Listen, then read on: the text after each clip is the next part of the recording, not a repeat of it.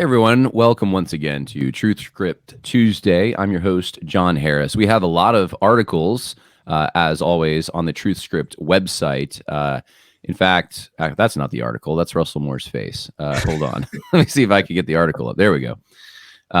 We have right now featured on the website a article about a poem, actually, about the Father's Day that actually David, who is our guest today, I'll introduce in a moment, wrote.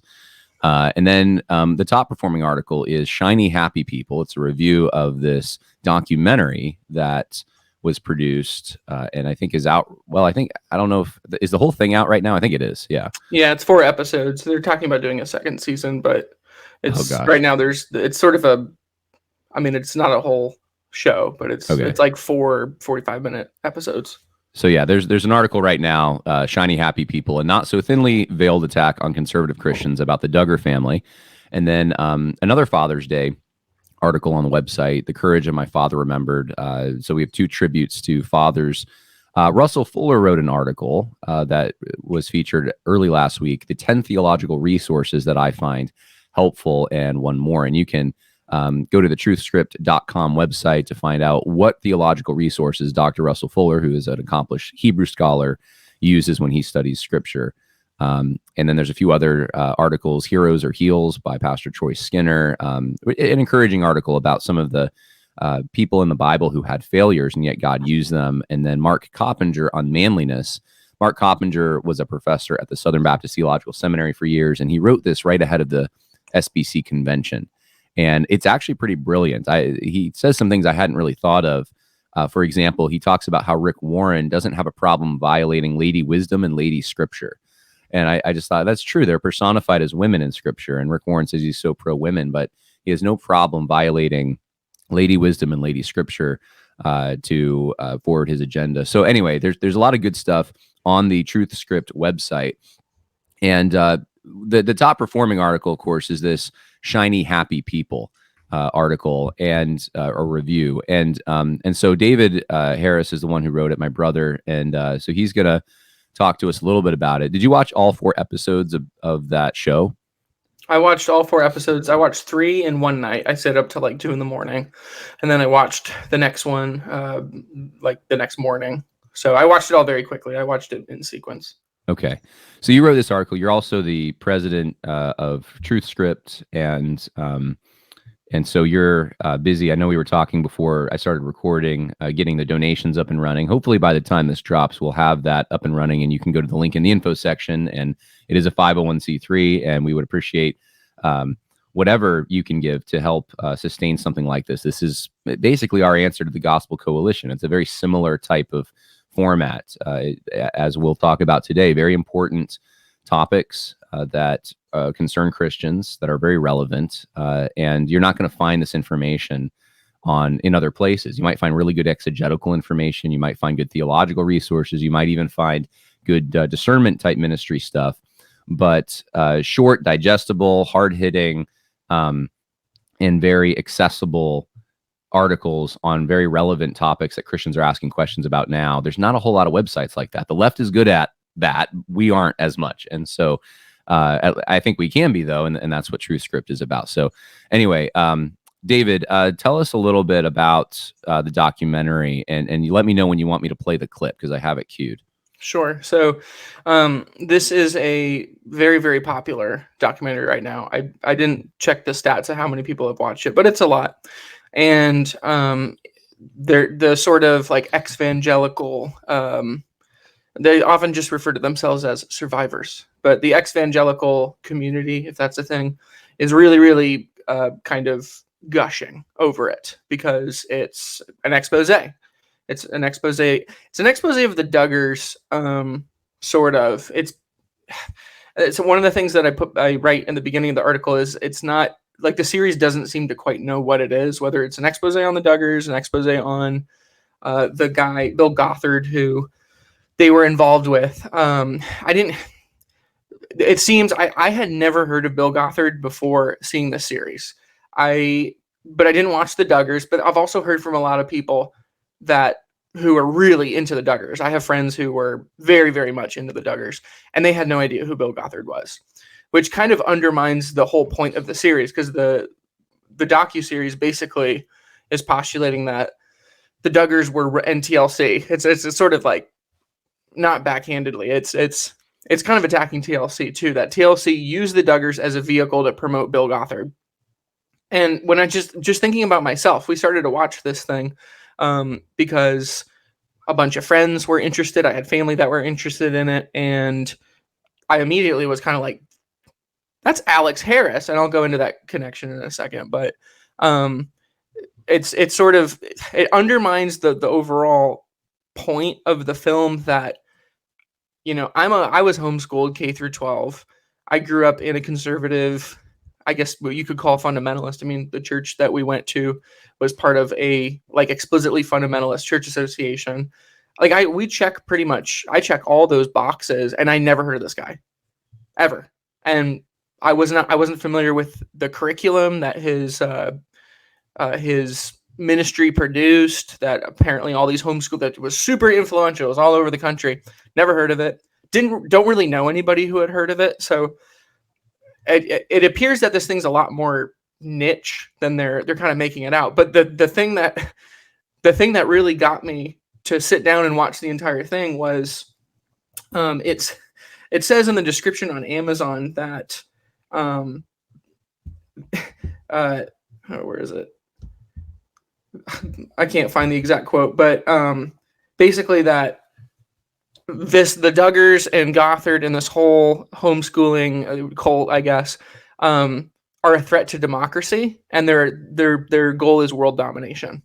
So they never say Christian nationalism in the show, but the connection is impossible not to make. It's very obvious that there's like a look, the Christians, the conservative homeschooler Christians, they're trying to take over the world. And so you'll see these, like, there's no explicit connections to Donald Trump, and yet there's these passing clips of Donald Trump. Actually, that's not true. There's one connection. It's like this person worked on the Trump's campaign or something. So it ties in homeschooling. It's a cult. There's all this abuse. The Duggars, pop culture. The Duggars are popular all over the country, all over the world. TLC, bankrolled them and made them famous, and the goal basically is world domination by conservative Christians. Towards the end of the series, the Handmaid's Tale is brought up, and there's these ex-evangelicals, because it's interspersed with these clips of ex-evangelicals talking about their abusive situations, which a lot of them were in genuinely, and it sounds like Bill Gothard was a pretty abusive guy, but or still is, he's still alive, but there's there's this talk about, like, this one girl is talking about how when I finally read The Handmaid's Tale, I realized that was my life, which is a little rich, because The Handmaid's Tale is all about The Handmaid's Tale is basically the left's version of 1984, but in The Handmaid's Tale, all women are forced to reproduce. They're basically forcibly reproduced. They're like baby factories, and they're forcibly raped and all this stuff. And like there's so much stuff tied in together, but the overall narrative is really, really clear. It's a hit piece on conservative Christianity, and there's all sorts of evidence I can go into that. But I guess that's the overall. That was why I sat down. That's why I wrote this review. I should say, because I know that I'm going to get questions about it, Alex Harris is not related to us, maybe distantly, but not directly. So I get that all the time with Josh Harris. People used to think you must be related. I'm not. But this is broader than just the Duggars. And I had never even heard of Bill Gothard either. Bill Gothard. I can't even say his name. Bill Gothard. Bill Gothard. Thank you.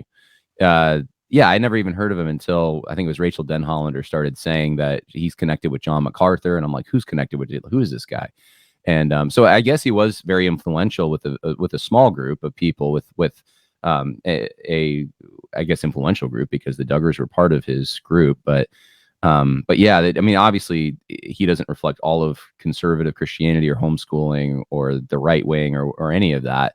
And if he is a bad guy, which it sounds like, I guess he was, then even that, I wonder whether or not to what extent that actually reflects on his people. How many of them were duped? How many of them rejected him when they found out he was abusive? I mean, I don't know answers to these questions, but it seems to me that TLC, or not TLC, but who made this? What company made TLC. this? But one thing to note, just on TLC. So, my wife and I were talking about this yesterday. TLC, to kind of to attack TLC as the that they're purposefully, or at least they're just either really stupid or they're maniacal. They're trying to make Bill Gothard's ideas famous through the Duggars. Think about the other shows that are on TLC. My 600-Pound Life, Hoarders. So freak shows. It's all freak shows, and the Duggars are in that lineup. So you literally would watch the Duggars before My 600-Pound Life and after Hoarders. Yeah. And like, you're making the Duggars to Hollywood were, I think, a freak show. The fact that they had a great relationship with the people who filmed the show, because these people were living, basically, the cameramen and the people who were producing it, they're living in, Fayetteville, Arkansas for a few years, filming all this. I think is just a testimony to the Duggars as a family. I'm not defending the Duggars necessarily. Like, I don't have a dog in that fight. I don't really care that much. Yeah. But they're, there's Hollywood producers around them for several years, and they have a good relationship. TLC, the people who are watching the Duggars, I think it's very similar to the Duck Dynasty phenomenon. The Duck Dynasty is supposed to be these Christian freaks. They're supposed to be these, look at these crazy guys. They all got these big beards. It's a funny show. But then, like, Christians took them and said, like, yeah, that's us. We're proud of this. And so they blow up and they become really big. And now where can you hear Duck Dynasty guys on the Blaze? That's where they are now. So it is kind of weird. Yeah, a comedy show ends up becoming a serious political commentary. Not that Phil Robertson shouldn't have that, but it's just what the world, or what TLC thinks is crazy and is going to be. It will shock you, and you'll watch it because it is so abnormal. It ends up, like, Christians are like, "Hey, we're on TV." Like, "Hey, this and is then great.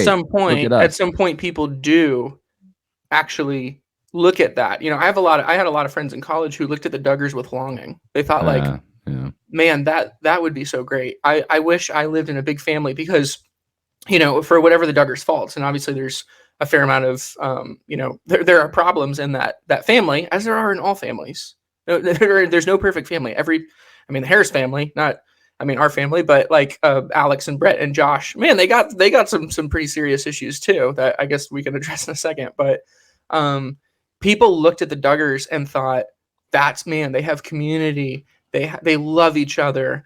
Everybody supports one another. And now we know that, some of that there probably was some dishonesty, but a lot of it wasn't. A lot of that was, most of that probably was very legitimate. Like the family still, even the ones who have gone off, like only one kid talks in the show. The whole show is based around the one kid who would talk, Jill Duggar. Jill and Derek, I forget I think it's Dillard. They were the only ones that would talk. They're the ones who have kind of gone the most. I think they've kind of drifted the most left. They're a little woker in some ways, but other ones, like Ginger Duggar, she's married to a guy who I think is a master's grad, and they would not cooperate with the show. They didn't go on it. There's no clips of them, but they have been talking about some of the negative aspects of Bill Gothard while maintaining complete respect for their parents, complete respect for the family, respect for most of the values they were raised with. So it's kind of ironic that they're put on as a freak show. It doesn't really work because a lot of people look at it and they're like, man, I want that. That looks great. And so then they have to take them out, which you saw the same thing with Duck Dynasty, because they did that to Phil Robertson. Yeah. I think it was GQ interviewed him, and he said something about gay men, and that was kind of the end of the Duck Dynasty empire, at least on A&E. So he said something about, it doesn't really work, segregation or something first, and then and then the thing that got the most headlines was what he said about the homosexual marriage or something. But these left-leaning outlets in Hollywood want to they look at these families and think, how can we make money off of this? How can we? And they're not in it to promote their theology or their way of living. They're in it to poke fun at it, to if anything, it's to discourage people probably from that, and maybe it backfires on them at times. But I don't think that TLC wants people to be hoarders or to live a 600-pound life. They're not like after that. They probably want to show this as an example of, hey, things can get crazy if you eat too much or you hoard too much. So I think there's a few angles to look at here. One is how, and maybe we'll pick this up with the other Harrises, how there is this trend of people who grew up in these, they call them conservative. I wish there was another word for it, because I don't know that it's actually conservative. These hyper ideological, legalistic, legalistic ideological families that just, they almost make the family into some kind of an abstract thing where you're supposed to, your loyalty, your allegiance, your whole worth is wrapped up just about in this family unit. And it's supposed to fulfill all your needs somehow. And obviously no family unit can, because God didn't design it that way. It fulfills a lot of needs, but not all of them. And so anyway, people who grow up in that and end up rejecting it, and I have a lot of personal stories I can tell about this, they go hard woke. They're the worst as far as like the most extreme form of social justice warrior. Usually they'll because they reject all of it, and they'll throw out the baby with the bathwater. And I wonder whether or not some of the Harris boys are in transition. Obviously Josh Harris went like all the way and just threw it all out. But he's got, his younger siblings, who I guess were featured in this. It seems to me that they're part of, they're going that direction. And some of the Duggar kids, a few of them, not all of them, but are going that direction. And it's like, that's the sad thing to me. When you reject this, you reject so much more than just this ideology and Gothard's teaching, which wasn't good, but you reject all of Christianity, or you reject all of, literal biblical interpretation or male leadership, or, all these things that are important. And so let's play the clip here. Maybe this will be a good segue into that. This is on Russell Moore's, I guess, podcast. And this is with Christianity Today. It's the podcast he has on, I guess it's the Christianity Today podcast. And this is with Alex Harris, who many of you know. Josh Harris wrote I Kissed Dating Goodbye. Alex Harris is co-author of Do Hard Things. And they're big in that conservative Christian homeschool world, or at least they were. And so now this is years after that success. I would say 15, 20 years, I don't know, after their success. Alex Harris is on the Russell Moore podcast. Ask you a question that many people ask me. Why, having seen all of this stuff, both just sort of the gut intuitions that said something's wrong here, and then having seen what we saw in the series, which is chilling, why are you still a Christian? The grace of God. I am so grateful for my parents, who I differ and disagree with on some things, and yet I can say they taught me the gospel, and they taught me to love God's word. They taught me that the church always needs reforming. They set me up to think and read and reflect on what was going on around me. And as I've grown, I mean, God has just been kind to place me in positions where some of my presuppositions were challenged, to put me in some churches maybe a little bit more removed from some of the cultural background that I grew up in, with pastors who just faithfully preached the word and helped me see Jesus more clearly, a Jesus who's not just a card-carrying member of the Republican Party or any political party. And over time, I think I was able to disentangle the beauty of the gospel and the beauty of Christ from some of the distortions that had previously been just kind of enmeshed in my understanding of what it meant to follow Christ. All right, so that's interesting. And he sounds like he's a lot more careful than his brother, Josh, as far as trying to, he said, disentangle and find what are the things that were wrong with my upbringing. Let's excise those things. But of course, it sounds like he's excising the politics and he's excising the social, at least some of the social stuff. So I don't know. You know more about him than me. Why did you want to play that clip? A couple of different reasons. When I started watching the series, I didn't realize that Alex was done an interview for the show, And so it kind of popped up and surprised me. And the reason why it surprised me is Alex and Brett Harris, for me, were, in terms of like the young restless reform movement that a lot of us millennials were in, in 10, 15 years ago, Alex and Brett Harris were the most influential guys to me because they wrote a book called Do Hard Things. And when I was 17, I read it, and I kind of read it at the perfect time to get really, really impacted by it. And it guided my life for, I'd say, at least 5 years. And it's a good book. I would still recommend it for teens to read.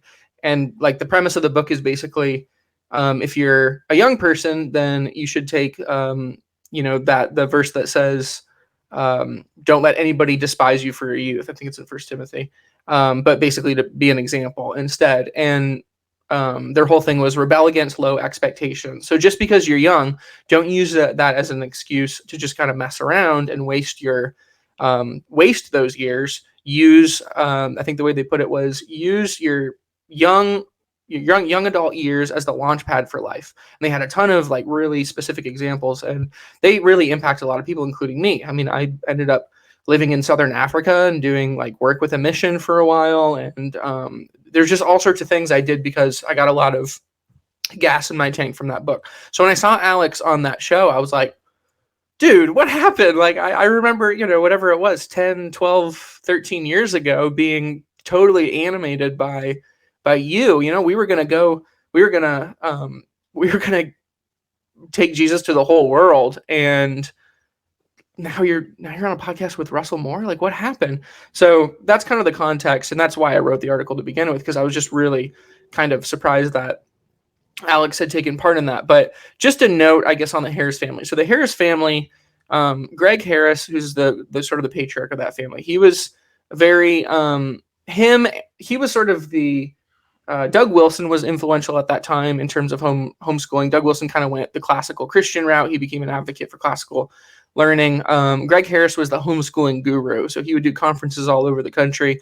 And, his sons all kind of rose to, or most of them, the twins, which is our Alex and Brett, and obviously Joshua Harris, rose to prominence very, very quickly. And Joshua kind of deconstructed over a period of about 5 years. And now he's completely secular. He's, there's no evidence that he really has any Christian beliefs, other than, the ones that keep the infrastructure of where he lives, going.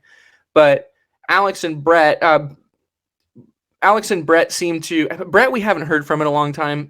All of these guys have had, the whole family has had a lot of trials come on them. So my heart goes out to the family in a little bit, because it's been one thing after another. Their mother died very suddenly about a little over a decade ago. And there seems to have been a fair amount of fracturing from that point. To Alex's credit, so I'll give him credit, and then I'm going to, and then critique. To his credit, he still maintains a respect for his parents, a respect for, obviously, Christianity. He still considers himself a Christian. So good. All right, that's great. But think about the implications of the question, right? He's talking to Russell Moore, and just think about that question. Why are you still a Christian? Why would you still be a Christian? Christians do horrible things. Why are you still a Christian? And that question, to me, really underscores why we're doing Truthscript, because that is, unfortunately, that's the assumption now from the Christianity Today and the Gospel Coalition. Alex expressed all this stuff in an article for the Gospel Coalition about 2 weeks ago. So, thank God he's still under the umbrella of Christendom, but that's where these organizations are at. Why would we need to reconcile? We need to figure out why we're still Christians, because Christians do such terrible things. The framing of that question is insane. Because we could take a documentary. I'm a public school teacher. That's what I've done for the last 10 years. I've never seen a documentary on the abuse that goes on in public schools. And yet you could make one probably about any district in the entire country, and you could probably find stuff that's just as bad. And most districts would be a lot worse than whatever they found with Gothard and the Duggars. But you're not going to see that documentary, right? So we're not asking, how do you still send your kids to public school? No, we're asking, why are we still Christians? Christians do terrible things. So all of the assumptions that these guys have taken on, Russell Moore and unfortunately Alex did as well, they're secular. It's secular framing. They're approaching this question from a secular vantage point. Yeah, and there may be in the background running a utopian vision for what it means to be a Christian or Christian family, Christian homeschooler. And I've certainly met people like this who think that that's the key that unlocks every door. If you're a homeschooler, if you go to a good, sometimes it's like you got to be Reformed church, right? There's a, some people think Calvinism's the key that unlocks all the doors. They would never say that, but there's whatever theology it is. There's some theology. There's some way of living. Hey, if you have patriarchy, and I think I don't know. It just seems like it's too much of a strain for those theologies to bear, to put to. I guess maybe I'll rephrase it this way: it's given that man is fallen and we have sinful tendencies, and even as believers we still struggle with sin. We are going to, no matter what structure that we try to live in or theology we want to believe, we're still going to have problems. And if you start out with the expectation that, oh, now I've gained this theology or gained this family structure, I won't have problems anymore, or it's going to be so good, it's going to look like that. I think, as the show says in the title, shiny, happy people, and then you're let down when it doesn't go that direction. And with the public schools, I don't think there is as much of an expectation there. I mean, you could go back to a century ago and you could look at maybe the founders of our modern public school system, and they would have said that this is going to be this great progressive thing. But I mean, today we're far removed from that, and people don't expect a lot of public schools. They expect there to be fights. They expect there to be drugs and all that stuff. So there isn't this like letdown that, oh, we have a fight and drugs and the police showed up, and it's like, yeah, well, it's a public school. It's just assumed. And just as I didn't go into this in the article really at any great depth, but one of the things that one of the sort of features of this documentary was people who were in, I'll just call it a cult. I mean, it seems like it was a cult. So people who were in the Gothard cult, I guess, that they missed out on an education, right? That was one of the things that was, that was a form of abuse. That was one of the abuses that they experienced, was they were never educated. They were illiterate when they came out of school, which literacy is the ability to read and write. It's not necessarily the ability to reason, complex arguments, or to be able to articulate why it's okay to mutilate kids. That's not the definition of literacy. But that's one of the forms of abuses that they talk about. And, documentary filmmaking is powerful. We know this. We've worked on a few documentaries. What you cut in during the interviews, that's the weight of the documentary. You're actually getting more from that than the people talking, because that's the whole point of a documentary. It's meant to be a visual sort of, you're trying to market ideas or push a narrative or tell a story, and you're using that visual component. It's why people don't like talking heads. They prefer documentaries that are interspersed with, pictures and video and stuff. So the pictures, the videos for these ex-evangelicals talking about the abuse they experience from not getting educated are the Duggars at the Creation Museum. That's so it's very clear what the narrative is. The narrative is, they didn't learn truth. They didn't learn science. They learned this pseudo, Christian extreme science. Creation Museum is a massively popular place. I was there 2 weeks ago. People come from everywhere to go to the Creation Museum, partially just to see the Ark. But, even around here, like I live in Tennessee, even around here, people who I'm like, you're not a Christian, they go to the Creation Museum. Like they go to it because of the quality of how good it is. And that's sort of the poster child for not being educated, is that we believe in creation, we don't believe in evolution. So there's a lot of those, I guess you'd call that a straw man. There's a lot of those straw men throughout the series, and really what it winds up being is creationism. They call it patriarchy, but it's just male headship. That's all it is. It's the theology of male headship.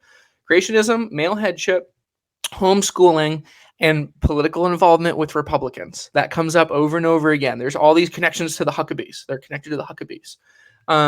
Mike Huckabee and Sarah Huckabee Sanders. So even though it's about the Duggars and Bill Gothard, it's very clear what the target is. It's you. It is you if you are a red state, a red voting conservative evangelical or just conservative Christian. You're the target of this. You are the one who is a threat to democracy, which is another narrative that comes up over and over again. Yeah. Wow. Well, thanks for watching it, so I don't have to, and hopefully the viewers don't feel like they need to watch it. I mean, you didn't have to pay for it, did you? No, it was. I mean, I think I used somebody else's Prime account. You know, is that stealing? I don't know. Yeah, Prime is some of those services are weird where you can have like multiple people on the same account. But I won't let everyone know. I guess we already did that you have Prime. That's, I told Danielle to get rid of the Prime. Anyway, all right. So if you have Prime, I guess you want to do a review, I guess you could watch it. But I would. Well, if you're just a quick note on that. So if you're a pastor, it might not be the worst thing. I mean, your pastor, you got tons of time to throw around. If you're interested, if you have people in your church that were influenced by the Duggars, or, I don't know, influenced by Gothard, which is probably very unlikely, but it's possible. But if you have people who are really into the Duggars, enjoyed the Duggars, or maybe they have a chip on their shoulder because they were abused before, which happens. There's all sorts of abusive situations in churches too, all throughout this land and the world. It might be worth just seeing what they're seeing, because this thing is very clearly marketed towards millennial, Zoomer, ex-evangelicals, people who are in the process of deconstructing with a chip on their shoulder, because those are the people, for the most part, that they have that they interview. One is like this blue-haired YouTuber who, that's her whole shtick. She just talks about, she has a YouTube channel, and it's called Fundy Fridays. And I went on and I looked at some of her videos, and she just basically she spins out some, this is how bad the Christians are, and fundamentalism, and it's dangerous and oppressive, and I was oppressed by it. And there's her only expertise is that she has a YouTube channel. So, but she fits this category, this ex-evangelical category. And at the end of the series, that's sort of that's the capstone of everything. It's like, well, some people are at different steps in their deconstruction journey. So it's assumed that this is your natural course. You grew up in this abusive homeschooling, which, we know plenty of people who went through that. They deconstructed, and conservative evangelical homeschoolers tend to deconstruct hard, because when they reject, they're rejecting a lot. So they often completely fly off the deep end. Oh yeah. The most intense social justice warriors are always the former Christians who have an axe to grind and reject it all, which is kind of sad. I think some people are surprised by that, but that's just what I've seen. And I mean, I don't know, there's different situations have different reasons, but it seems like primarily it comes down to some kind of a hypocrisy, some kind of a feeling like they were stolen from, like there was some kind of experience that they were supposed to have that they were prevented from having because they were in this restrictive environment. And then it's just lashing out and blaming their parents or their churches for all the problems that they've had. And it's not a mature way to look at anything. It's actually a fairly childish way to look at the world. And I don't know, I could probably talk for a long time about it, but I have noticed a tendency. I'm not sure to what extent this plays in, but oftentimes in homeschool families, you are encouraged at a very young age. They're very success driven, right? So you're encouraged to go to college early, to get high marks on your SAT. So there's this kind of this standard to upkeep, this image of we are better. We're superior to the public schoolers. We're superior. That by the way, that's toxic and dangerous. And don't ever, if you're in a homeschool family, do not ever please give them that impression that you're better because you're homeschooled. You could just say that this is the wise decision that mom and dad, because, as Ephesians says, that it is the parents who are children who are to obey their parents, and it is for fathers to raise up their children. So, in the responsibility that mom and dad have here, we've decided this is the best course for you in the place that we live. But that doesn't mean you look down your nose at everyone else who did it different, or think that you have this magic formula or something. And I think the kids who grew up in that, And they think of themselves as there's an arrogance there of superiority, or there's a pressure there of I need to perform, I need to do well, I need to get into college early, I need to show that I'm worth it and that I'm successful and all that. Like that eventually that gets old. You eventually realize you can't actually meet all these standards. You don't maybe even want to meet all these standards, and you feel like a project instead of a kid. So I think there is a warning in that, and for kids who grow up in this, it doesn't mean that it was homeschooling was the thing. It doesn't mean that it was Christianity that was the thing. It means that some legalistic parents or maybe some parents who are under some legalistic teaching and thought that this was some kind of a silver bullet or some way to save America, and didn't just view it for what it is, a way to educate your children and take that responsibility seriously. They looked at it as something more than that. And you were a means to an end instead of an end. You should be an end. Parents should be pouring into you because you're their child, not because you're going to be some means to retake America or prove that homeschooling is the best or something. That's what you need to reject, in my opinion. That's. And fortunately, we grew up in a house where we didn't have really any of that, and I think we were also involved in the community, which helped a lot on soccer teams and things like that, where Boy Scouts and other activities that were not all centered around homeschooling. So we interacted with the neighborhood kids. We had a lot of friends who were in public school and private school. And I think that's super important. Get involved in the firehouse, get involved in 4-H, get involved in some kind of a community thing where you're interacting with people actually in your community, and you learn to love your community, not just this formula. If you're just taught to love a formula and to vilify anyone who doesn't use the formula, that is a recipe for disaster. And you are potentially creating some of the worst social justice warriors, I think, when you do that.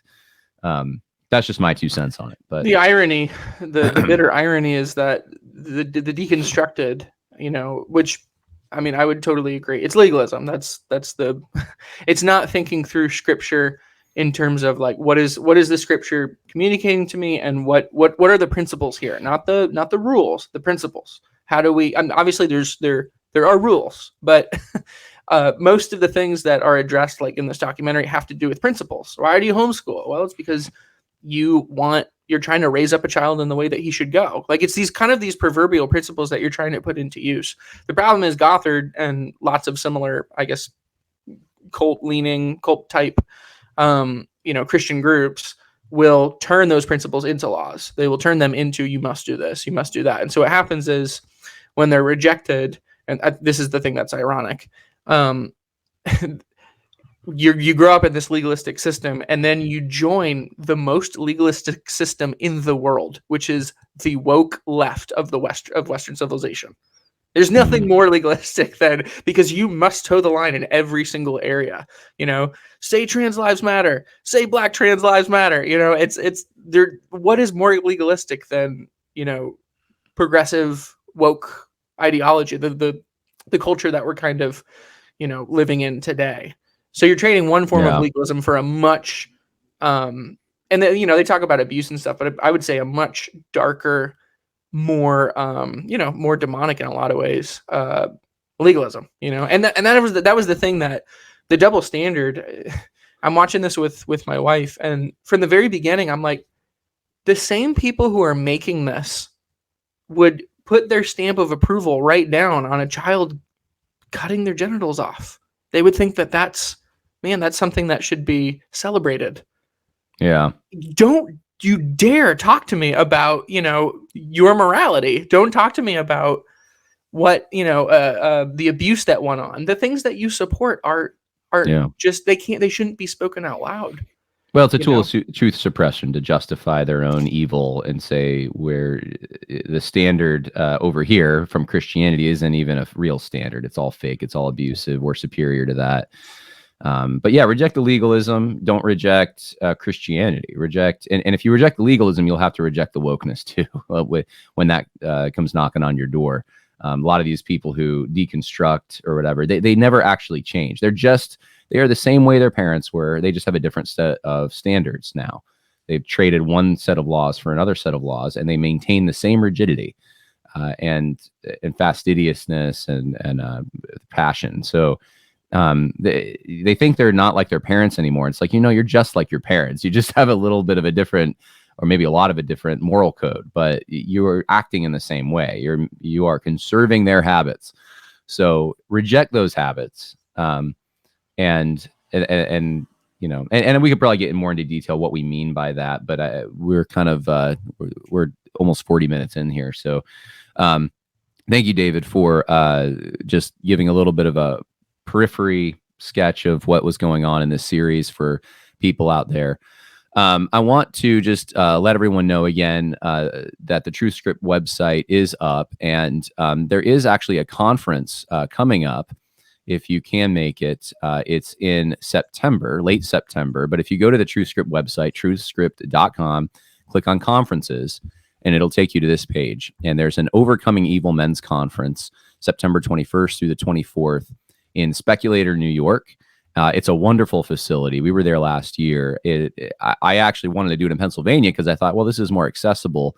But when I went to this area in New York, after I was there, I just thought, nope, we have to do it here. This is amazing facility. The food is amazing there. They have culinary graduates who are in charge of the cooking and everything.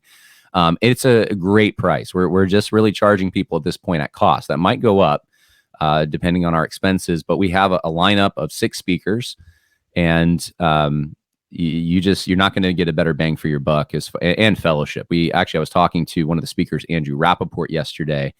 And he was very positive about this because he said, I do my conferences this way. We're going to have a lot of breaks.